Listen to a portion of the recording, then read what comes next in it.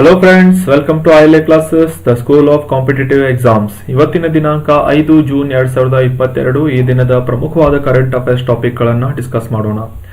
ಡಿಸ್ಕಷನ್ಗಿಂತ ಮುಂಚೆ ನಿನ್ನೆ ನಾವು ಕೇಳಿದ್ದ ಪ್ರಶ್ನೆ, ಜೂನ್ 4ರ ಪ್ರಶ್ನೆ, ತೆರಿಗೆ ತಪ್ಪಿಸುವ ವಿರೋಧಿ ಕಾನೂನಾದ GAAR ಇದರ ಪೂರ್ಣ ವಿಸ್ತೃತ ರೂಪ ಏನು ಅಂತ.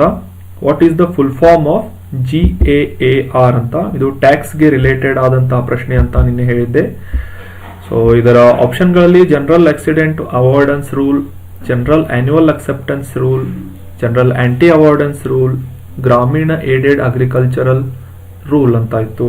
ಸೊ ಇದರ ಸರಿಯಾದ ಉತ್ತರ option C, general anti avoidance rule ಅಂತ. GAAR ನ full form general anti avoidance rule ಅಂತ. ಈ ಕಾರ್ಪೊರೇಟ್ ಕಂಪನಿಗಳು ಟ್ಯಾಕ್ಸ್ ಅನ್ನಿಂದ ತಪ್ಪಿಸಿಕೊಳ್ಳಲು ಸಾಕಷ್ಟು ಸೃಜನಾತ್ಮಕವಾದಂತಹ ಮತ್ತೆ ಕೆಲವೊಂದು ತಂತ್ರಗಳನ್ನ, ಟೆಕ್ನಿಕ್ ಗಳನ್ನ ಉಪಯೋಗಿಸಿಕೊಂಡು ಟ್ಯಾಕ್ಸ್ ಅನ್ನ ಅವಾಯ್ಡ್ ಮಾಡ್ತಾ ಇರುತ್ತೆ, ಟ್ಯಾಕ್ಸ್ ನಿಂದ ತಪ್ಪಿಸಿಕೊಳ್ತಾ ಇರುತ್ತೆ. ಇದರಿಂದ ಸರ್ಕಾರಕ್ಕೆ ಸಾಕಷ್ಟು ನಷ್ಟ ಉಂಟಾಗುವುದರಿಂದ ಈ ಒಂದು ರೂಲ್ ಅನ್ನ ಕಂದಾಯ ಇಲಾಖೆಯಿಂದ ಎಕ್ಸಿಕ್ಯೂಟ್ ಮಾಡಲಾಗುತ್ತೆ. ಮಿನಿಸ್ಟ್ರಿ ಆಫ್ ಫೈನಾನ್ಸ್ ಇದರ ಅಡಿಯಲ್ಲಿ ಬರುವಂತಹ ಕಂದಾಯ ಇಲಾಖೆಯಿಂದ ಜನರಲ್ ಆಂಟಿ ಅವಾಯ್ಡೆನ್ಸ್ ರೂಲ್ ಅನ್ನ ಎಕ್ಸಿಕ್ಯೂಟ್ ಮಾಡಿ ಈ ಕಾರ್ಪೊರೇಟ್ ಕಂಪನಿಗಳ ಮೇಲೆ ಒಂದು ನಿಗಾವನ್ನ ಇಡಲಾಗುತ್ತೆ. ಸೊ ಈ GAAR ನ full form general anti avoidance rule ಅಂತ. ನಮ್ಮ ಇವತ್ತಿನ ಪ್ರಶ್ನೆ, ಇಂಡಿಯನ್ ನ್ಯಾಷನಲ್ ಆರ್ಮಿ INA ಇದನ್ನ 1942ರಲ್ಲಿ ಸ್ಥಾಪಿಸಲಾಗಿತ್ತು. ಇದನ್ನ ಸ್ಥಾಪಿಸಿದವರು ಯಾರು ಅಂತ ಪ್ರಶ್ನೆ ಇದೆ. The Indian National Army was founded by whom in 1942? Option A, Subhash Chandra Bose. Option B, Rash Bihari Bose. Option C, Captain Mohan Singh. Option D, Raja Mahendra Pratap ಅಂತ. ಸರಿಯಾದ ಉತ್ತರವನ್ನ comment box ನಲ್ಲಿ comment ಮಾಡಿ. ನಾಳೆ ಈ ಒಂದು ಸರಿಯಾದ ಉತ್ತರವನ್ನ ತಿಳ್ಕೊಳ್ಳೋಣ. ನಮ್ಮ ಟೆಲಿಗ್ರಾಮ್ ಚಾನಲ್ ILA ಕ್ಲಾಸಸ್ ಅನ್ನ ಸಬ್ಸ್ಕ್ರೈಬ್ ಮಾಡಿ. ಇದರಲ್ಲಿ ಅಪ್ಲೋಡ್ ಮಾಡುವಂತಹ ಕೋರ್ಸ್ ಮೆಟೀರಿಯಲ್ ಆಗಿರಬಹುದು, ನಾವು ಈಗ ಡಿಸ್ಕಸ್ ಮಾಡ್ತಾ ಇರೋ ಕರೆಂಟ್ ಅಫೇರ್ಸ್ ಟಾಪಿಕ್ ಗಳ ಒಂದು PDF ಅನ್ನ ಅವೈಲೇಬಲ್ ಮಾಡ್ಕೋಬಹುದು. ಅದೇ ರೀತಿ ನಾವು ಮಂತ್ಲಿ ಮ್ಯಾಗಝಿನ್ ಅನ್ನ, ಕರೆಂಟ್ ಅಫೇರ್ಸ್ ಮ್ಯಾಗಝಿನ್ ಅನ್ನ ಪಬ್ಲಿಷ್ ಮಾಡ್ತೇವೆ ILA ಕ್ಲಾಸಸ್ ನಿಂದ. ಸೊ ಅದನ್ನ ಕೂಡ ಡೌನ್ಲೋಡ್ ಮಾಡ್ಕೋಬಹುದು. So subscribe ILA classes Telegram channel. ನಮ್ಮ ಇವತ್ತಿನ ಮೊದಲನೇ ಆರ್ಟಿಕಲ್ 50ನೇ ವಿಶ್ವ ಪರಿಸರ ದಿನಾಚರಣೆಯ ಬಗ್ಗೆ ಇದೆ. 2022ರಂದು ಜೂನ್ 5ರಂದು ನಾವು ಈ ದಿನ ಪರಿಸರ ದಿನಾಚರಣೆಯನ್ನ ಆಚರಿಸ್ತಾ ಇದ್ದೇವೆ. ಇದು ಮುಖ್ಯವಾಗಿ ಗಮನಿಸಬೇಕಾದಂತಹ ಅಂಶ ಏನು ಅಂತಂದ್ರೆ, ಇದು 50ನೇ ಒಂದು ಪರಿಸರ ದಿನಾಚರಣೆಯಾಗಿದೆ, ವಿಶ್ವ ಪರಿಸರ ದಿನಾಚರಣೆ. ಜಾಗತಿಕವಾಗಿ ಜೂನ್ 5ರಂದು ಈ ಪರಿಸರ ದಿನಾಚರಣೆಯನ್ನ ಆಚರಿಸಲಾಗುತ್ತೆ. ಇನ್ನು ಈ ಒಂದು ದಿನದ ಬಗ್ಗೆ ಕುರಿತಾಗಿ ತಿಳಿದುಕೊಳ್ಳಬೇಕಾದ್ರೆ, ಪರಿಸರವನ್ನ ರಕ್ಷಿಸುವ ಬಗ್ಗೆ ಜಾಗೃತಿ ಮೂಡಿಸುವುದು ಮತ್ತೆ ಪ್ರಕೃತಿಯನ್ನ ಲಘುವಾಗಿ ತೆಗೆದುಕೊಳ್ಳೋದಂತೆ ಜನರಲ್ಲಿ ಒಂದು ಜಾಗೃತಿಯನ್ನ ಮೂಡಿಸಿ ಇದರ ಬಗ್ಗೆ ಅದರ ಮಹತ್ವವನ್ನು ತಿಳಿಪಡಿಸುವುದು ಈ ದಿನಾಚರಣೆಯ ಮುಖ್ಯ ಉದ್ದೇಶ ಆಗಿದೆ. United Nations environment programme UNEP ಈ ಒಂದು ವಿಶ್ವ ಪರಿಸರ ದಿನಾಚರಣೆಯ ಕುರಿತಾದಂತಹ ಇವೆಂಟ್ಗಳನ್ನ, ಕಾರ್ಯಕ್ರಮಗಳನ್ನ ನಡೆಸಿ ಈ ಒಂದು ಪರಿಸರದ ಮಹತ್ವದ ಬಗ್ಗೆ ಜಾಗೃತಿಯನ್ನ ಮೂಡಿಸುವಲ್ಲಿ ಕೆಲಸ ಮಾಡುತ್ತಿರುವಂತಹ ನೋಡಲ್ ಏಜೆನ್ಸಿ ಯಾವುದು ಅಂತಂದ್ರೆ ಯುನೈಟೆಡ್ ನೇಷನ್ ಎನ್ವೈರನ್ಮೆಂಟ್ ಪ್ರೋಗ್ರಾಮ್.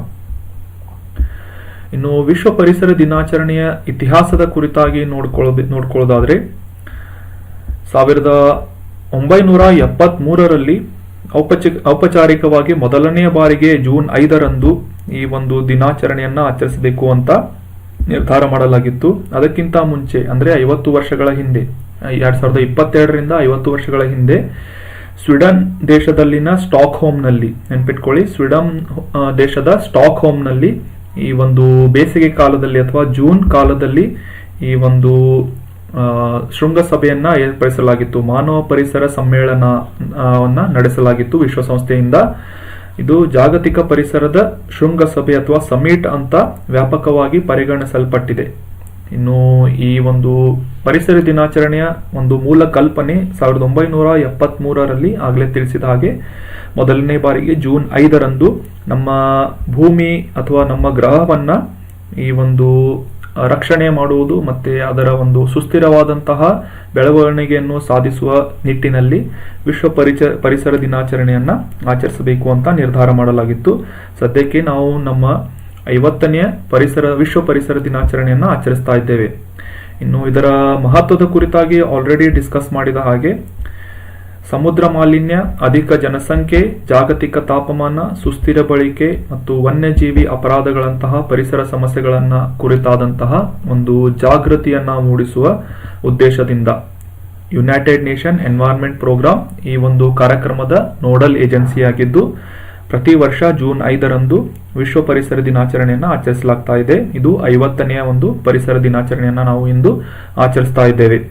ವಿಶ್ವ ಪರಿಸರ ದಿನದ 2022ರ ಥೀಮ್ ಏನು ಅಂತಂದ್ರೆ only one earth with focus on living sustainability in harmony with nature ಅಂತ. ಒಂದೇ ಭೂಮಿ, ಪ್ರಕೃತಿಯೊಂದಿಗೆ ಸುಸ್ಥಿರವಾದಂತಹ ಸಾಮರಸ್ಯದಿಂದ ಬದುಕುವುದು ಅಂತ ಅನ್ನುವ ಒಂದು ಥೀಮ್ ಅನ್ನ ಇಟ್ಕೊಂಡು 2022ರ ವಿಶ್ವ ಪರಿಸರ ದಿನಾಚರಣೆಯನ್ನ ಆಚರಿಸ್ತಾ ಇದ್ದಾರೆ. ನಮ್ಮ ನೆಕ್ಸ್ಟ್ ಆರ್ಟಿಕಲ್ ಚಂಡೀಗಢದಲ್ಲಿ Indian air force heritage centre ಅನ್ನ ಸ್ಥಾಪಿಸುವುದರ ಕುರಿತಾಗಿ ಈ ಒಂದು ಆರ್ಟಿಕಲ್ ನಲ್ಲಿ ಡಿಸ್ಕಸ್ ಮಾಡುತ್ತಾ ಇದ್ದೇವೆ. ಕಾಂಟೆಕ್ಸ್ಟ್ ಏನು ಅಂತಂದ್ರೆ ವಿವಿಧ ಯುದ್ಧಗಳಲ್ಲಿ ಭಾರತೀಯ ವಾಯುಪಡೆ ಅಥವಾ ಇಂಡಿಯನ್ ಏರ್ ಫೋರ್ಸ್ ವಹಿಸಿದಂತಹ ಮುಖ್ಯ ಪಾತ್ರ ಮತ್ತು ಅದರ ಒಟ್ಟಾರೆಯಾದಂತಹ ಕಾರ್ಯಚಟುವಟಿಕೆಗಳು ಇವುಗಳನ್ನ ಪ್ರದರ್ಶಿಸುವ ಒಂದು ಪಾರಂಪರಿಕವಾದಂತಹ ಕೇಂದ್ರವನ್ನ ಚಂಡೀಗಢದಲ್ಲಿ ನಿರ್ಮಾಣ ಮಾಡುವ ಒಂದು ನಿರ್ಧಾರವನ್ನ ಕೈಗೊಳ್ಳಲಾಗಿದೆ.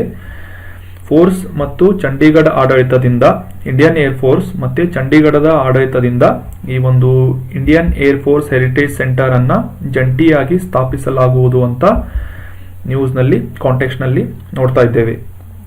ಇನ್ನು ಕೇಂದ್ರಾಡಳಿತ ಪ್ರದೇಶವಾದಂತಹ ಚಂಡೀಗಢ ನೆನಪಿಟ್ಕೊಳ್ಳಿ, ಯೂನಿಯನ್ ಟೆರಿಟರಿ ಚಂಡೀಗಢ ಮತ್ತೆ ಇಂಡಿಯನ್ ಏರ್ ಫೋರ್ಸ್ ನಡುವೆ ಈ ಒಂದು ಒಪ್ಪಂದದ ಒಂದು ನಿರ್ಧಾರವಾಗಿ ಈ ಒಂದು ಪಾರಂಪರಿಕ ಕೇಂದ್ರವನ್ನ ಚಂಡೀಗಢದಲ್ಲಿ ಸ್ಥಾಪನೆ ಮಾಡುವ ತಿಳುವಳಿಕೆ ಪತ್ರವನ್ನ ಚಂಡೀಗಢದ ಪಂಜಾಬ್ನ ಗವರ್ನರ್ ಬನ್ವಾರಿ ಲಾಲ್ ಪುರೋಹಿತ್ ಮತ್ತೆ ನಮ್ಮ ಇಂಡಿಯನ್ ಏರ್ ಫೋರ್ಸ್ ನ ಮುಖ್ಯಸ್ಥರಾದಂತಹ air chief marshal VR Chaudhari ಅವರು ಈ ಒಂದು ತಿಳುವಳಿಕೆ ಪತ್ರಕ್ಕೆ ಸಹಿ ಹಾಕಿದ್ದಾರೆ. ಇನ್ನು ಈ ಪಾರಂಪರಿಕ ಕೇಂದ್ರದ ಬಗ್ಗೆ ತಿಳ್ಕೊಳ್ಳೋದಾದ್ರೆ ಇಂಡಿಯನ್ ಏರ್ ಫೋರ್ಸ್ ವಿವಿಧ ಅಂಶಗಳನ್ನ ಹೈಲೈಟ್ ಮಾಡಲು ಕಲಾಕೃತಿಯನ್ನ ಮ್ಯೂಸಿಯಂ ರೀತಿಯಾದಂತಹ ಒಂದು ಸ್ಥಳದಲ್ಲಿ ಕೇಂದ್ರದಲ್ಲಿ ಕಲಾಕೃತಿಯನ್ನ ಸಿಮ್ಯುಲೇಟರ್ಗಳನ್ನ ಸಂವಾದಾತ್ಮಕವಾದಂತಹ ಒಂದು ಬೋರ್ಡ್ಗಳನ್ನ ಈ ಒಂದು ಕೇಂದ್ರದಲ್ಲಿ ನಿರ್ಮಾಣ ಮಾಡಿ ಜನರಿಗೆ ಈ ಒಂದು ಇಂಡಿಯನ್ ಏರ್ ಫೋರ್ಸ್ ನ ಕಾರ್ಯಚಟುವಟಿಕೆಗಳು ಮತ್ತು ಅದರ ಸಾಧನೆಗಳನ್ನ ತಿಳಿಸುವಂತಹ ಒಂದು ಕೇಂದ್ರವನ್ನ ಚಂಡೀಗಢದಲ್ಲಿ ಸ್ಥಾಪನೆ ಮಾಡಬೇಕು ಅಂತ ನಿರ್ಧಾರ ಮಾಡಲಾಗಿದೆ. ಇದು ಈ ಒಂದು ಕೇಂದ್ರದಲ್ಲಿ ವಿವಿಧ ಯುದ್ಧಗಳಲ್ಲಿ ಸೇವೆ ಮಾಡಿದ್ದು ಅಂದ್ರೆ ಇಂಡಿಯನ್ ಏರ್ ಫೋರ್ಸ್ ಯಾವ ರೀತಿ ಸೇವೆಯನ್ನ ನಿರ್ವಹಿಸಿದೆ ಮತ್ತೆ ಅದರ ಪ್ರಮುಖ ಪಾತ್ರವನ್ನ ಪ್ರದರ್ಶಿಸುವ ಒಂದು ನಿರ್ಧಾರದಿಂದ ವಿಚಾರವಾಗಿ ಮಾನವೀಯ ನೆರವುಗಳನ್ನ ನೀಡುವುದಾಗಿರ್ಬೋದು, ವಿಪತ್ತು ಪರಿಹಾರಗಳನ್ನ ಇಂಡಿಯನ್ ಏರ್ ಫೋರ್ಸ್ ನಿಂದ ನೀಡಿದ ಸಹಾಯವನ್ನ ಸಹ ಈ ಒಂದು ಕೇಂದ್ರದಲ್ಲಿ ಪ್ರದರ್ಶಿಸುವ ಒಂದು ಏರ್ಪಾಟನ್ನ ಮಾಡುವ ನಿರ್ಧಾರವನ್ನ ಮಾಡಲಾಗಿದೆ. ಯೂನಿಯನ್ ಟೆರಿಟರಿ ಅಥವಾ ಕೇಂದ್ರಾಡಳಿತ ಪ್ರದೇಶವಾದಂತಹ ಚಂಡೀಗಢ ಮತ್ತು air force Indian air force ನ ಆಡಳಿತದ ಈ ಒಂದು ಜಂಟಿ ಯೋಜನೆಯನ್ನ ಅಕ್ಟೋಬರ್ನಲ್ಲಿ ಅಂದ್ರೆ ಈಗ ಸದ್ಯಕ್ಕೆ ಒಂದು ತಿಳುವಳಿಕೆ ಪತ್ರವನ್ನ ಸಹಿ ಮಾಡಲಾಗಿದ್ದು ಈ ಒಂದು ಪಾರಂಪರಿಕ ಕೇಂದ್ರವನ್ನ ಅಕ್ಟೋಬರ್ನಲ್ಲಿ ಪೂರ್ಣಗೊಳಿಸುವಂತಹ ಒಂದು ಪ್ಲಾನ್ ಅನ್ನ ಮಾಡಲಾಗಿದೆ ಅಂತ ನ್ಯೂಸ್ ಹೇಳ್ತಾ ಇದೆ. ಅದೇ ರೀತಿ ಇಂಡಿಯನ್ ಏರ್ ಫೋರ್ಸ್ ಕಾಂಟೆಕ್ಸ್ಟ್ ನಲ್ಲಿ ಇದ್ದದ್ದರಿಂದ ಭಾರತೀಯ ವಾಯುಪಡೆಯ ಬಗ್ಗೆ ನಾವು ಸ್ವಲ್ಪ ಮಾಹಿತಿಯನ್ನ ತಿಳ್ಕೊಳ್ಳೋಣ. ಇದರ ಸ್ಥಾಪನೆ 8ನೇ ಅಕ್ಟೋಬರ್ 1932ರಲ್ಲಿ ಆಗಿತ್ತು.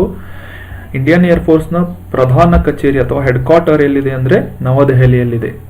ಇನ್ನು ಸದ್ಯದ ಚೀಫ್ ಏರ್ ಸ್ಟಾಫ್ ಯಾರು ಅಂತಂದ್ರೆ ಮುಖ್ಯಸ್ಥ ಯಾರು ಅಂತಂದ್ರೆ ಆಗ್ಲೇ ಡಿಸ್ಕಸ್ ಮಾಡಿದ ಹಾಗೆ VR ಚೌಧರಿ ಅಥವಾ ವಿವೇಕ್ ರಾಮ್ ಚೌಧರಿ ಇವರು ಸದ್ಯದ ಭಾರತದ ವಾಯುಪಡೆಯ ಏರ್ ಚೀಫ್ ಮಾರ್ಷಲ್ ಆಗಿ ಕಾರ್ಯನಿರ್ವಹಿಸ್ತಾ ಇದ್ದಾರೆ.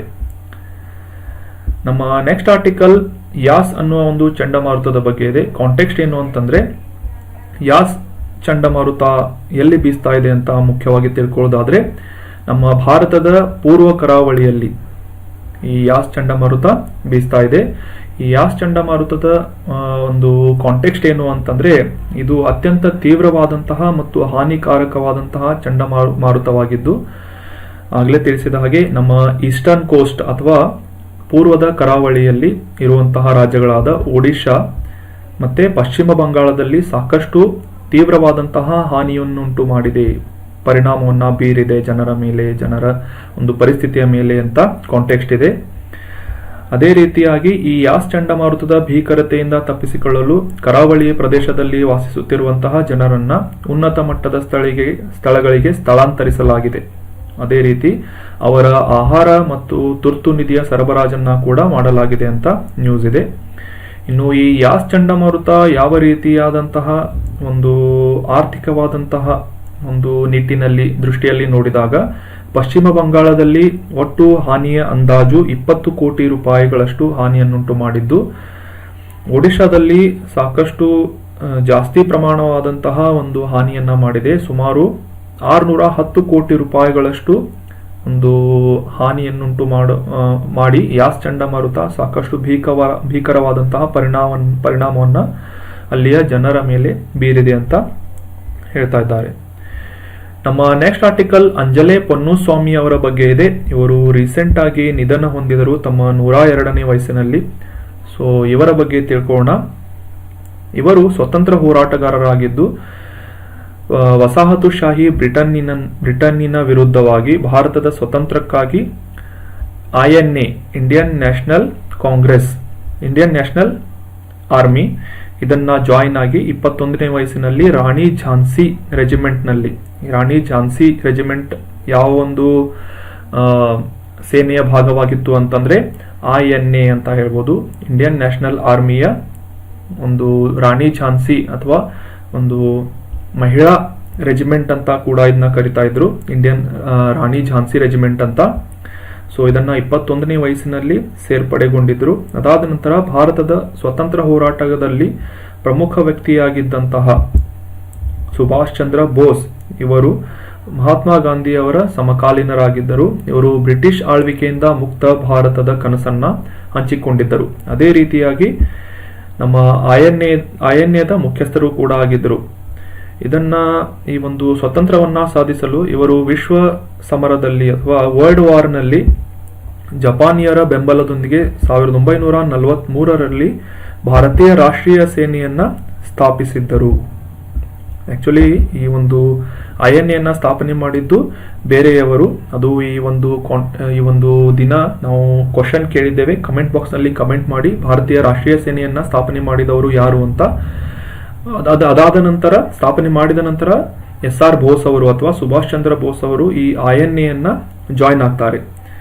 ಜಪಾನಿಯರ ಸೋಲಿನೊಂದಿಗೆ ಅಂದ್ರೆ 1945ರಲ್ಲಿ ಜಪಾನ್ ಈ ಒಂದು ಅಮೆರಿಕ ಅಥವಾ ಮತ್ತೆ ಅದರ ಮಿತ್ರ ರಾಷ್ಟ್ರಗಳಿಗೆ ಸೋಲನ್ನ ಒಪ್ಪಿಕೊಳ್ಳುತ್ತೆ. ಅದೇ ರೀತಿ ಜಪಾನಿನ ಸೋಲುಂಟಾಗುತ್ತೆ. ಅದಾದ ನಂತರ ಯುದ್ಧವು ಕೊನೆಗೊಳ್ಳುತ್ತೆ. ವಿಶ್ವ ಸಮರ 2ನೇ ಒಂದು ಯುದ್ಧ ಏನಿದೆ ಇದು ಕೊನೆಗೊಳ್ಳುತ್ತೆ. ಭಾರತೀಯ ರಾಷ್ಟ್ರೀಯ ಸೇನೆಯನ್ನ ವಿಸರ್ಜನೆ ಮಾಡಲಾಗಿತ್ತು. ಅದಾದ ನಂತರ ಈಗ ಸದ್ಯಕ್ಕೆ ಕಾಂಟೆಕ್ಸ್ಟ್ ನಲ್ಲಿರುವಂತಹ ಅಂಜಲೆ ಅವರು ಮಲೇಷ್ಯಾಕ್ಕೆ ತೆರಳಿ ತಮ್ಮ ಜೀವನವನ್ನ ಮುಂದುವರಿಸಿದ್ದರು ಅಂತ ನ್ಯೂಸ್ ನಲ್ಲಿದೆ.